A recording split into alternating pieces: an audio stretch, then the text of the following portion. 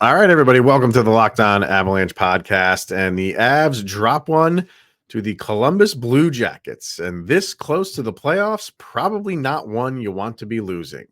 We'll talk about it. New episode of Locked On Avalanche coming at you. Your Locked On Avalanche, your daily podcast on the Colorado Avalanche. Part of the Locked On Podcast Network, your team every day.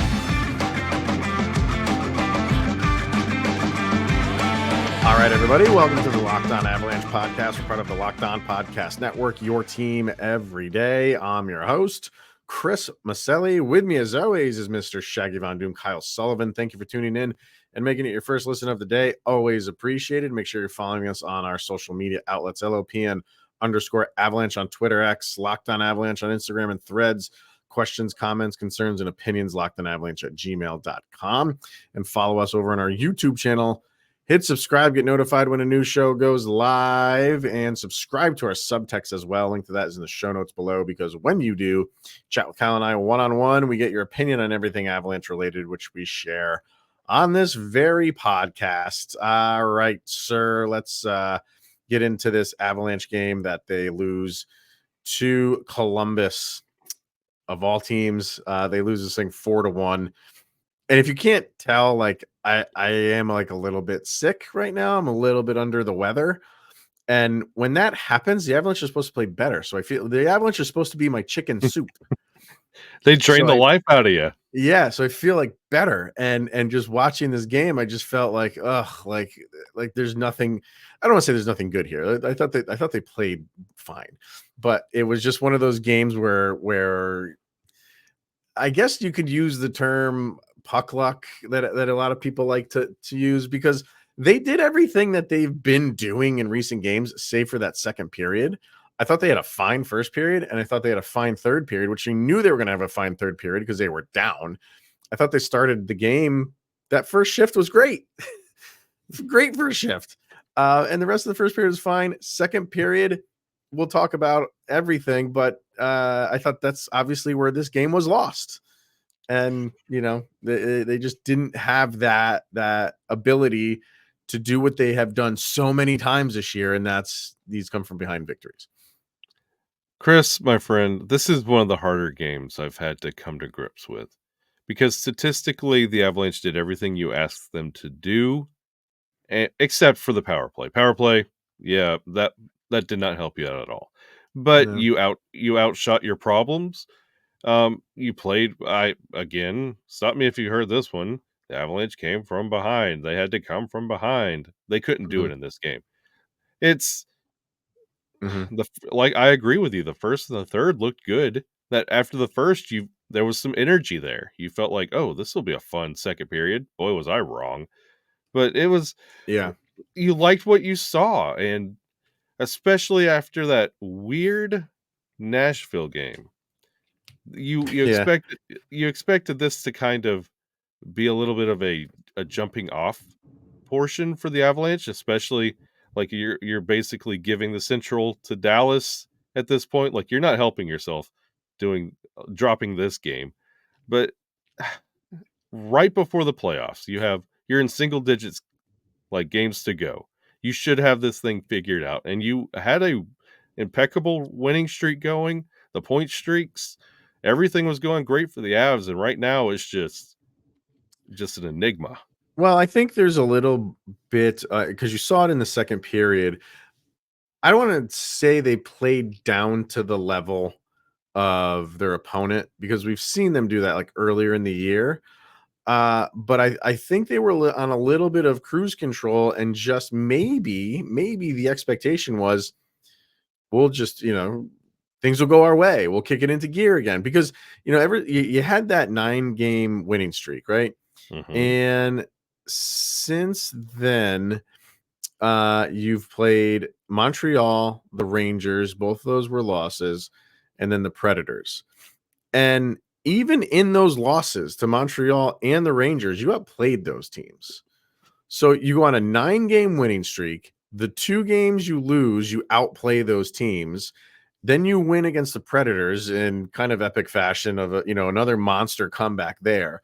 So that's 12 games that you're playing very good hockey. And maybe there was, and hey, we're going up against the Columbus Blue Jackets. Maybe there's just a little bit of that. We got it. Like we're in a good routine right now. We're in a good flow, and you come out of the second flat, because I thought you had a good first period. I thought you were good if you outplayed them, and you outplayed Columbus. But this was one of the few games where you going into the second, when it's 0-0, maybe you're on a little bit of cruise control because you're not playing from behind, and you didn't have the lead, obviously. But the Avs maybe just thought, we'll just kick it into gear when we have to. They won't score, and when we're ready to kick it in, well, then we'll go off on a run, which never happened. And Chris, I think you mentioned what's going on without mentioning what's going on. You mentioned like the Montreal game, the Ranger game, and honestly, up until a certain point, the Predator game was a loss as well, until Georgiev had to go Incredible Hulk and had to get yanked out of the game. Yeah. Like, that was also a loss. And I think the Avalanche are starting to slip into this. They earned it to a point, but we'll get to it. Like you mentioned, that mentality, but they're forgetting to get to it first. It's the equivalent of having, go back to your school age days, and you have a paper due on Monday and it's Friday. And you're like, oh, I got the whole weekend to do it. You get through Friday, you get through Saturday, and then Sunday afternoon, you're like, oh man, I have a paper due tomorrow. And you coasted through, and then you cram it and just put it together. And it's not the best work, but it's there. That's your 26 game comeback, come from behind wins. Like, you're not getting out to a 2-3 goal lead. You're not banking it in the first, in the second, and doing the work first, and then just kind of coasting there. They're doing it in reverse, and I think it's starting to catch up to them just a little bit. I don't want to. I don't know if it's catching up to them, because I mean they're winning through all, but games like this will happen. Games like this where it catches up to you for a game will happen, and that you don't expect it to be Columbus of those teams. You know what I mean? You would expect it to be one of the better, because Columbus has nothing to play for. You know what I mean? Like, they have a handful of games left in the season. It's been another disaster for them. But I think you saw it in the beginning. Columbus was just like, let's just hope we don't get blown out of the arena here. But the longer those teams stay in it, they'll start playing. They'll start putting in more effort. And I think in the beginning, Columbus looked terrible. Yeah.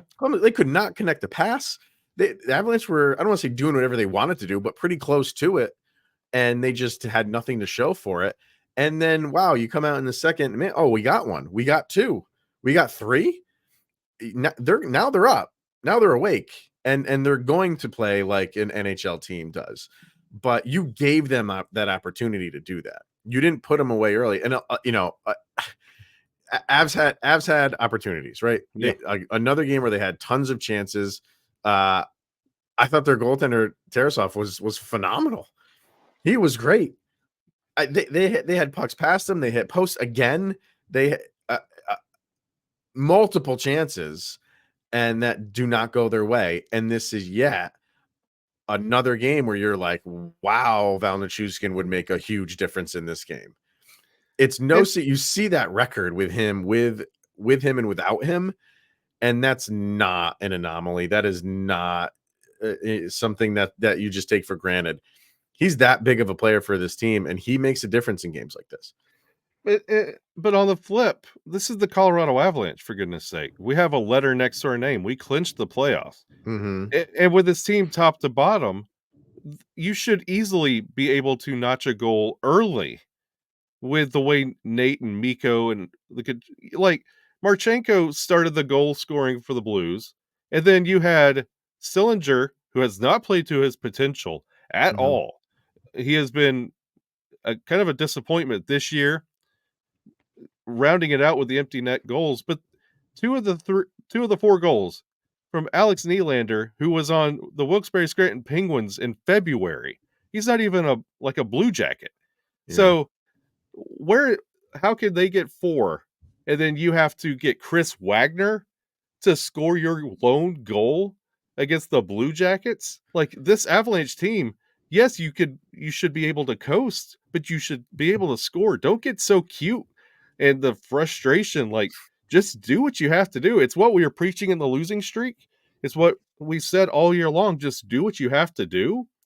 And don't just keep expecting it to happen. You have to put in the work at some point to make that happen. I get you shot 100,000 shots. That's great. But you got to get those quality shots and those tic-tac-toe and take control of those zone entries and living down there for a minute and a half, 2 minutes. Turn that into points. Well, let's expand on that a little bit. But let's get our first break in, and we come back. We'll talk about that, kind of like the stats and everything. And while they're gaudy, you don't have where it matters the most, which is on the scoreboard. So let's get that. We got our subtext crew and of course our sound check, which we have to get to. So let's do all of that coming up next.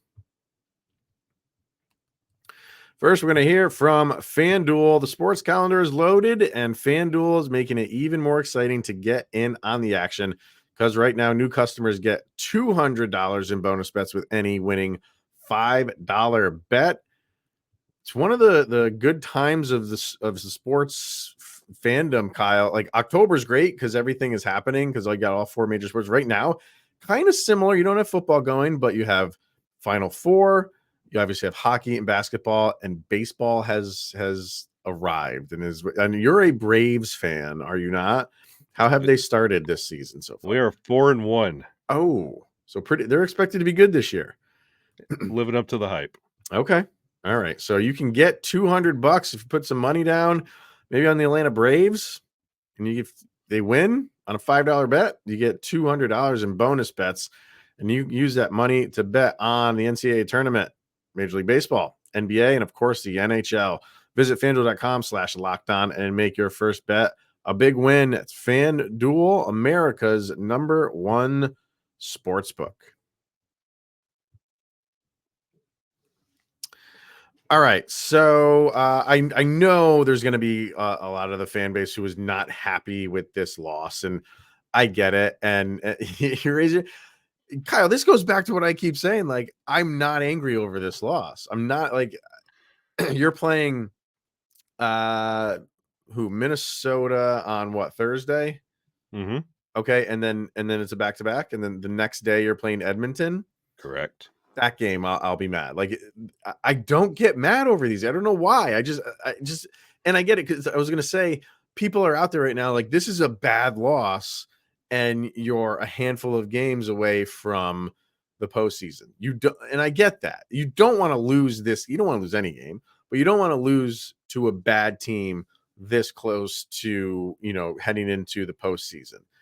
And I could spin that around and say, like, you could conjure up some reason why you don't want to lose to Columbus in November, in December, in January. You could always come up with that.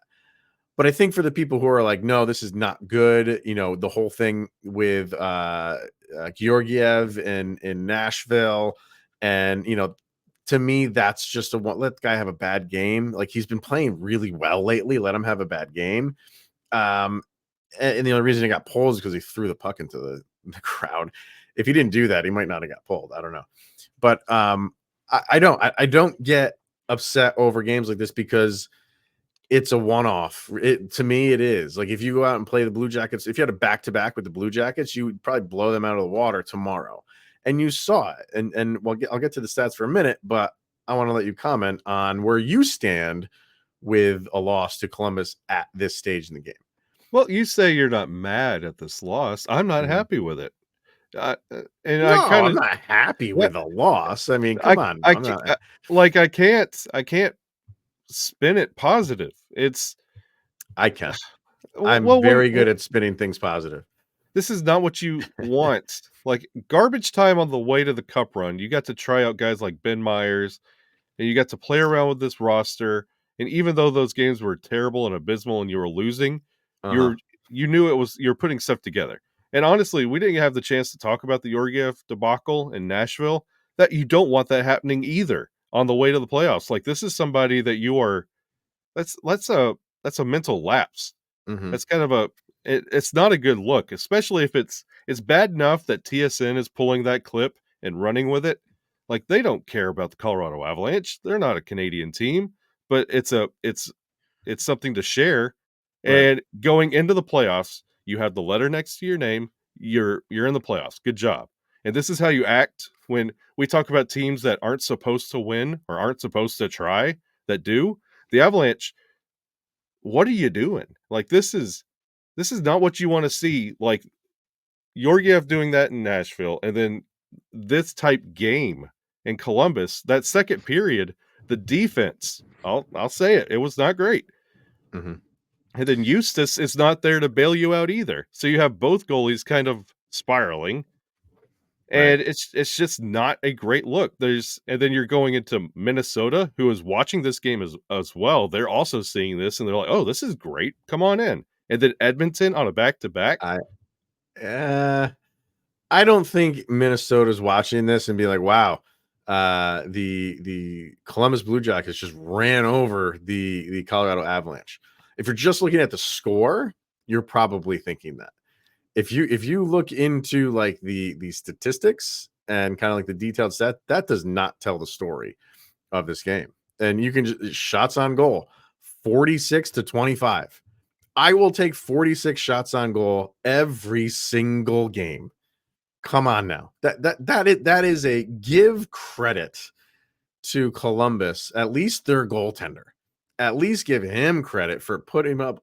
He allowed a single goal on 46 shots, and with the exception of they hit the post maybe just once, or like they didn't really beat him. That like he and he's a big dude. What's he, like 6'8"? 250 something pounds. Like, Yeah. he's a big boy, so he's tough to get pucks.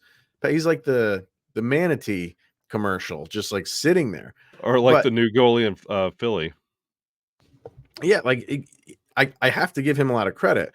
But you got 46 shots on goal for him towards like that. That's good in any game.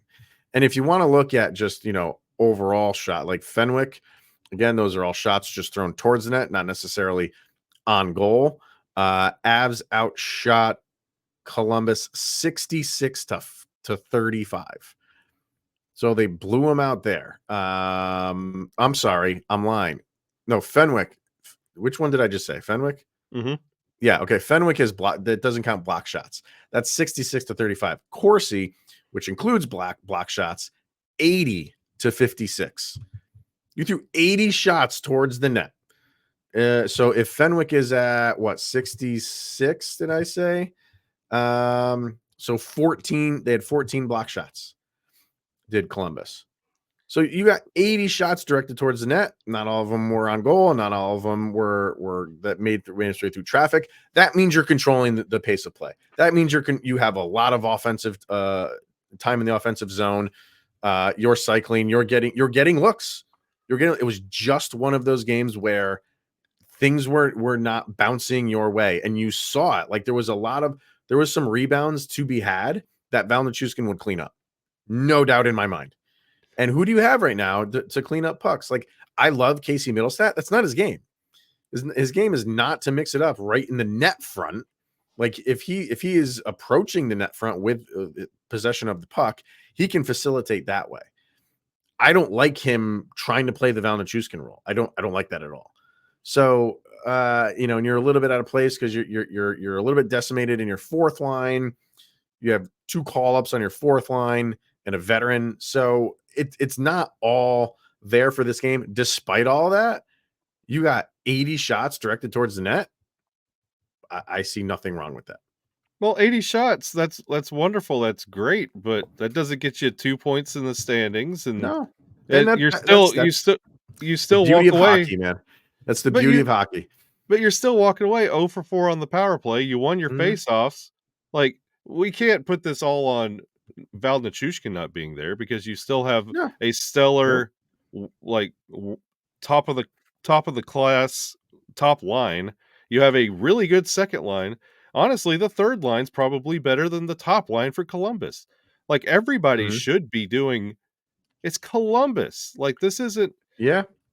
It's not down to like just because Nuke isn't there, he would have turned 80 shots into 60 productive shots. No, but he would have turned some of those shots into excuse me, better opportunities for goals. But that's where this game would have went. Is it would have been a struggle. Like, I'm not saying him being there, this would have been a 6-1 blowout. Their goaltender would have played the same. This one would have been one of those ones where you're eking it out and you win this thing 4-3 or something like that, because he's that much of a difference maker. This is like a golfer who's just fighting the course and just to get a good score. And he makes that much of a difference. I gotta believe it. It's just like the 80 shots is nice, but you're, like I said, you're 0 for 4 on the power play, and you take the empty net out, and you still lost by 2. But I didn't. And even you talk about the power play, I didn't have a problem with the power play. I will say this: the only issue I have with the power play is I thought it was once again a little bit too perimeter based. Again, that's where Valentin comes into play. But they had no problem getting into the zone. They had no problem setting up. I wish Mikko and Nate made that like cross ice pass a little bit more, at least attempt it. When you have that much offensive time in the offensive zone on the power play, you're not struggling to get into the zone. So try that pass, because if it doesn't work and it gets kicked out, you're going to bring it right back in. Like, Columbus couldn't stop you from bringing it in. So I was wanting them to try that cross ice, because that's their bread and butter, the two of them, and just the one timer from Mikko or the other way around. But I thought they had good looks. They took shot after shot after shot after shot, but again, none of them were really disguised or a player was blocking the goalie, to give them a little bit of traffic in front. So it was kind of just like run of the mill. And I think that's what the Avalanche were getting trapped into, was just like, this team is not a good team. We can just play run of the mill hockey and beat them. And it bit you. Yeah. It bit you. The power play, success is defined by points on the board. Like, it could look beautiful all day. If you're walking home 0 for 4, it's not success. It's bad. I'd rather it be ugly, rumbling, bumbling, stumbling, get in there, get me 1 for 2. I'll take that all day long. It's not good. Like, you can look at that both ways. Of the power plays, while they did really what they wanted to do. Okay, well, then you should be producing more than 0 for 4. Yep. You can't go 0 for 4 against a team like Columbus on a power play. You can't. No, you can't. So, you're not getting a point off Olympic judging where they're putting up a 9, a 10. Like, you got to get it in the net. That's the point of the power play. You have a man advantage. You have everything in your favor. Put it in the net. Absolutely. So, all right. I know this is a mini road trip that they have right now, but do you feel like can we just chalk this up to everything we've been talking about, or are these next 2 games on the road, should we be concerned? Are we back to the old ways of the road games because of this game and who the opponent was? What do you think? I really don't want it to be that, because this is not where you want to get back into old habits. You had a whole trade deadline to avoid bad habits and start new ones, and now you're slipping back into the old ways, and this is the wrong time to do it. Because guess what? The playoffs are on the road too. Yeah, they are. Darn it! Bubble hockey is long gone. All right, I know, right? All right, so let's get to our subtext people, and then of course our sound check. So we'll do all of those things coming up next. First, let's hear from Sleeper. Kyle continues to scour the internet, trying to find a website that is better for daily fantasy sports and daily fantasy hockey than Sleeper. Any luck yet, sir? No, not a single one. You're looking into the Magic 8-ball hockey puck. It's not working. The answer is no. The Wi-Fi. It responded no, because daily fantasy hockey on Sleeper, there's no place better. It's the official daily fantasy app of the Locked On NHL Network, and Sleeper is our number one choice for daily fantasy sports and especially daily fantasy hockey. Because of Sleeper, you can win 100 times your cash in daily fantasy hockey contests. Got a couple of days before our next game. But who are you liking for the Avs when they play Minnesota on Thursday? I saw it in his eyes. Mikko Rantanen's about to go off. He's not a happy camper. Is that what you're telling me? Yep. Okay. Let's go with Mikko. All you have to do is pick whether studs like Mikko Rantanen will record more or less than their sleeper projections for things like goals, assists, saves, plus, minus, and more in a given game. So use the promo code LOCKEDONNHL and you'll get up to a $100 match on your first deposit. Terms and conditions apply. That code is LOCKEDONNHL. See Sleeper's terms of use for details and locational availability. All right, quickly before we get to the subtext, people, I got to think that Justus Annunen is going to be the goalie for Minnesota. And then the second game of the back-to-back, it would be Georgiev, would it not? I would say so. I'd have to, yeah. Yeah. And I think Georgiev needs to cool down a little bit. And for, the people who are thinking like, oh, is there a quarterback controversy here, with our goalies? No, there's not. You're shaking your head, yes, but the conspiracy theories are not going to fly, at least for this one. Like it's Georgiev. They're not going to put Justus Annunen as your starting goalie for a Stanley Cup aspiration team on game one. It's not going to happen. And this game against Columbus, and Bednar even said it, like this was planned. He was expected to start this game no matter what. But because, Georgiev gets pulled, and then the very next game, and Annunen plays great for the rest of the Nashville game, and then he's starting the next game. Oh no. What does that mean? It means nothing. It means that he was already scheduled to play this game, and you're going to probably get Georgiev against the better team in Edmonton and see what he can do there. He's been playing fine. He's been playing very, very good over the last long stretch of games, and he's due for a stinker. But when he has one, we're going to blow that one up a little bit more than we normally would if he didn't have all those struggles earlier on in the season. No, and I would honestly, the controversy has nothing to do with Justus starting this Columbus game.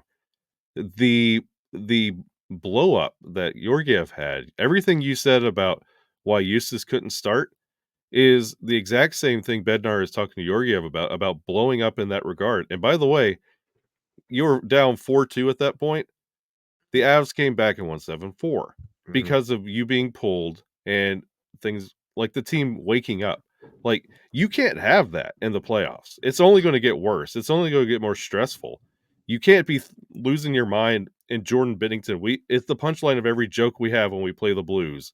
We can't have that in our goalie either, because then you're going to have to turn to guys like Justus because you're putting us in a larger hole. We're talking about coming from behind, one shot, one goal, Georgiev. Well, if you're going to start throwing pucks in the crowd, this is unacceptable. So that's where the controversy comes in. Who can you rely on more? Because at this point, neither is a really good option. Well, Annunen, no, Georgiev's playing great, man. He's playing very good lately. He had a bad game. And Shesterkin had a bunch of bad games earlier in like February. Like people were kind of wanting him to lose the starting gig. I mean, this happens. But I think just because it's been a rocky road for Georgiev, anytime he has a game like that, the fan base is not going to be happy, and they're going to, all those questions are going to come back up again. You're right, though. Can you have this in the playoffs? No, you can't. If it happens, though, the way that Annunen has been playing, and if this happens in the playoffs, we'll go right back to this Predators game and say, like, hey, okay, like it's happened, but he's shown he can come in and stop the bleeding and plug the dam. So in that aspect, it's good that it happened, because we see that he can come in and do a job. And I think in this game with Columbus, like I thought he had a pretty good game again. I don't think he was terrible. So all of this stuff that everyone's talking about, if there's a goalie controversy, like that's next year. I think Annunen's going to get a really long look next year and played out over the course of a full season, try to win as many games as we can, obviously, but do it with more of a two-headed monster. And then the year after that will be very interesting to see what happens. But as far as this year goes, it's Georgiev's team to lead, and they're going to go as far as he and other guys in the team can take them, clearly, for this year. You still don't agree? I don't. I think Georgiev's making it hard on himself. I think he's really making Eustace a more viable option with, like, the one-shot, one-goal thing was so many games, and it was almost like a trend on, let's look at how many times this has happened.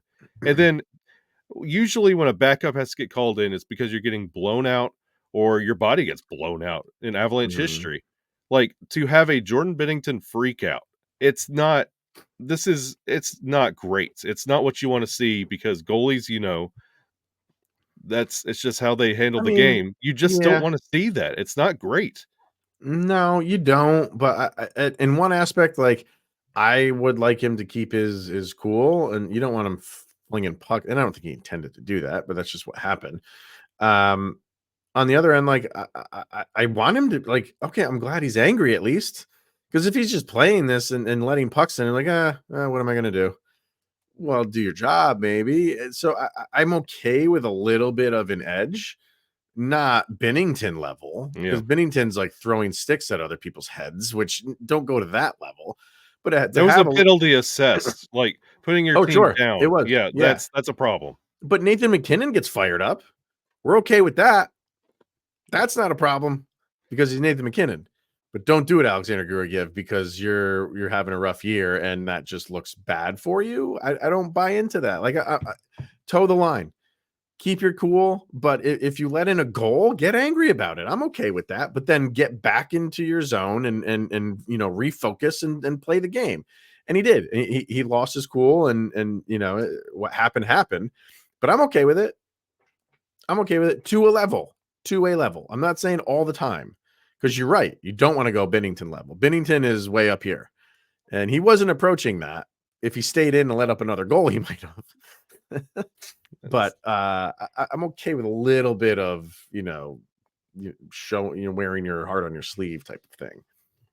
But don't throw a puck in the stands, man. It's a little dangerous.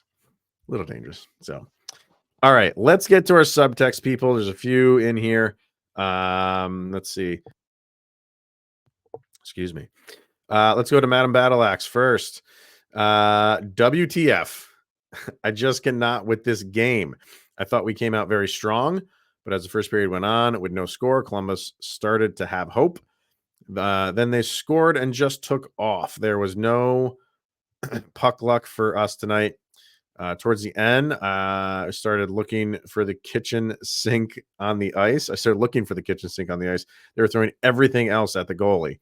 Columbus had nothing to lose, and they played like it.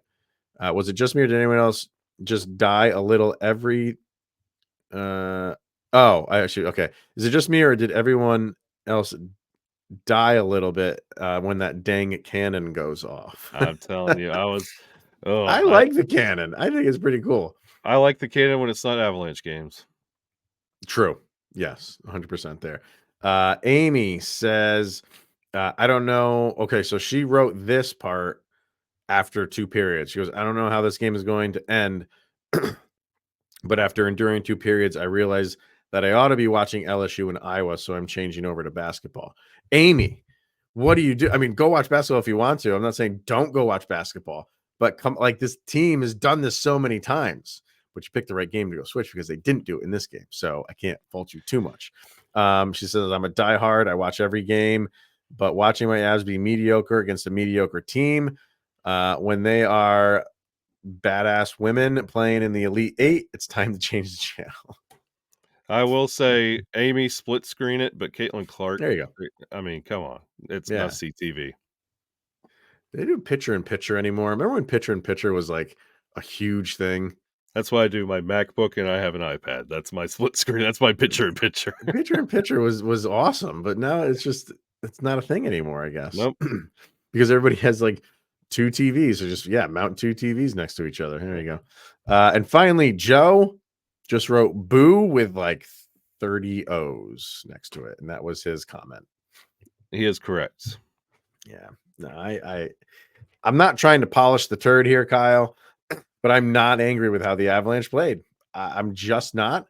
It's a game that you should have won because of who the opponent is. They didn't have it. They couldn't connect. They had opportunities and they could not finish those, resulting in goals. And that's tough to say for an Avalanche team because they typically do. Because look how many goals they've scored this season. It didn't happen in this game. I love that we covered, like, we don't talk about this. We just go right into it. We're like good cop, bad cop, and it's the opposite of how it should be. I didn't expect you to be so positive on this game. Yeah. And I honestly, in retrospect, maybe I shouldn't be so negative, but honestly, the Avalanche shouldn't be playing like this against teams of this caliber. You need the 2 points. You need to figure things out. This is extra playoff practice. You have to step up. I think you say like they shouldn't be playing like this. Again, like I thought they played. You shouldn't be losing games like this. Is how I'll say it, because you do. Like you're right. Like you have to find ways. Like like I said earlier about the whole like golf analogy, and you're fighting the golf course. You were fighting them tonight, and you were fighting and struggling to find ways to get goals. You got to figure that out. You got to figure out how to just muscle home a couple goals and just walk out of there with a win, no matter how you get it. And then you can have the conversation of like, oh, it should have been easier against a team like that, instead of you lost to a team like that. But that's where we are right now. So, all right, last bit of business, and then we'll wrap this thing up. This is our Locked On Avalanche sound check. Kyle and I pick one song each that best summarizes the most recent game. Put these songs up on a playlist over on Spotify. Just search for LOA Soundcheck, volume number 3. So what do you got for this one, sir? Avs and the Blue Jackets. For the everydayers that know, it's the rock band that started it all for me. My first rock band, AC/DC. It's a long way to the top if you want to rock and roll. And boy, right. we were feeling good about 2 weeks ago. And you still got to play out the rest of the season, and you got to get to the playoffs. Like it's a long way to get there. I think it was Keith Richards made a comment about AC/DC recently. Did you hear that? Oh yeah. How they made 25 the same album. Yeah. I don't know if he was being mean about it or just saying it's the running joke around AC/DC, and Angus has always had the comeback. I've heard everybody say we made 25 of the same album. No, we made 26. So they're in on the joke. So. Yeah. Well, they're awesome. So they know how to make a good album. I don't care. That's a good one. It is a long way to the top. So for me, I'm going like with how I'm feeling right now. I'm going with Flyleafs. I'm so sick. Because I am, first of all. And it is a little bit of towards like when the Avalanche do this, when they can't figure out ways to beat teams that they should be beating, like Montreal. We could go back to the Montreal game, and they outplayed Montreal, but they got one goal against them too. So I'm kind of like sick of watching that and feeling like, how we just said, like figure it out. Easier said than done, because the other team is trying to. But your level of play and your roster is much better than those two teams' rosters. So you should be able to figure out how to muscle home a couple goals. So I'm kind of like that's what I'm sick about is not being able to at least get that done. Especially since the last time they played the Blue Jackets, you won 6. You put a 6 spot on them. Like you could do it, effortlessly. Like, and there's nothing for Columbus to play for. There's not a lot of excuses here. Yeah, and they were out some key players too. Boone Jenner wasn't playing. He's probably their best player. He wasn't there. So yeah, you got to beat a team like that. But it seemed like we're in agreement with that, but we're in a disagreement with like how the actual play went. We'll see what happens on Thursday when they play Minnesota. You always got to get up for that game. So, all right, that is going to wrap it up for today, everybody. Thank you for tuning in and making this your first listen of the day. We'll be back tomorrow with anything else that's going on in Avalanche Nation. Maybe an update with Vanuchuskin. Who knows? Maybe he'll be there for third. Maybe he'll join them on some point on this road trip. It could happen. Could not. So we'll see. If we get any word, we'll discuss that on tomorrow's episode. But for now, that's going to wrap it up. He is Mr. Shaggy Von Doom, Kyle Sullivan. I am Chris Maselli. This is the Locked On Avalanche podcast. And we'll see you guys tomorrow, or hopefully I'm feeling better.